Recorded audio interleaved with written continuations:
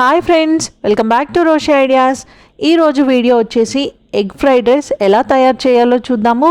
అది కూడా పక్కా రెస్టారెంట్ స్టైల్లో. మనం ఎన్నిసార్లు ఇంట్లో ఎగ్ ఫ్రైడ్ రైస్ తయారు చేసినా రెస్టారెంట్ స్టైల్ టేస్ట్ రావట్లేదేంటా అనుకుంటూ ఉంటాం కదా. సో ఈ స్టెప్స్ అన్నీ ఫాలో అవ్వండి, పర్ఫెక్ట్గా వస్తుంది. ముందుగా స్టవ్ ఆన్ చేసి ఒక కడాయి పెట్టుకొని దాంట్లో 4 టేబుల్ స్పూన్ల ఆయిల్ వేసుకోవాలి. ఆయిల్ కొంచెం హీట్ అయిన తర్వాత 3 కోడిగుడ్లను ఫ్రై చేసుకోవాలి. ఇలా పొరుట్లాగా చేసుకొని ఫ్రై చేసుకోవాలి. కొంచెం సాల్ట్ యాడ్ చేసుకుని ఫ్రై చేసుకొని దీన్ని పక్కన పెట్టేసుకోవాలి. ఒక ప్లేట్లోకి తీసుకొని పక్కన పెట్టేసుకుంటే దీన్ని మనం తర్వాత రైస్లోకి యాడ్ చేసుకోవచ్చు. ఇప్పుడు మనం ఇదే పాన్లో ఇంకా కొంచెం ఆయిల్ వేసుకొని నెక్స్ట్ ప్రొసీజర్కి వెళ్ళిపోదాము. ఈలోగా మీరు కనుక నా ఛానల్ని ఫస్ట్ టైం చూడటం అయితే please subscribe to my channel. ఈ వీడియో మీకు నచ్చినట్టయితే లైక్ చేయండి. ఇప్పుడు దీంట్లో ఇంకొక 2 టేబుల్ స్పూన్ల ఆయిల్ యాడ్ చేసుకోవాలి.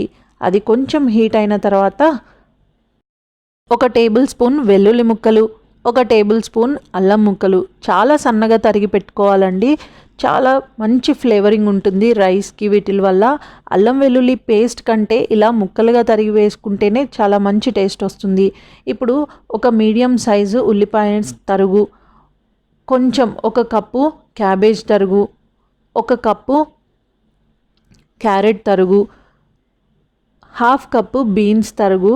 మనకి ఇక్కడ స్ప్రింగ్ ఆనియన్స్ దొరకలేదండి, స్ప్రింగ్ ఆనియన్స్ కూడా వేసుకోవాలి. అన్నీ వేసుకొని పచ్చి వాసన పోయేదాకా ఫ్రై చేసుకోవాలి. వీటికి కొంచెం సాల్ట్ యాడ్ చేసుకొని ఫ్రై చేసుకోవాలి.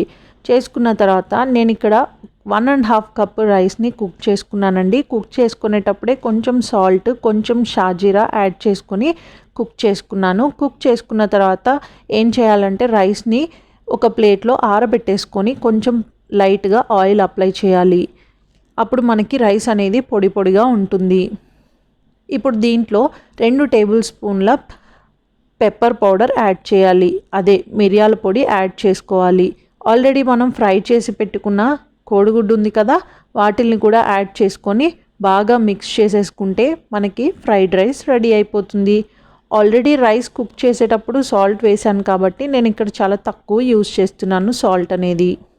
ఇంకా మనం చిల్లీస్, కారం ఏం యూస్ చేయవసరం లేదు. మంచి ఫ్లేవరింగ్తో రెడీ అయిపోయింది ఎగ్ ఫ్రైడ్.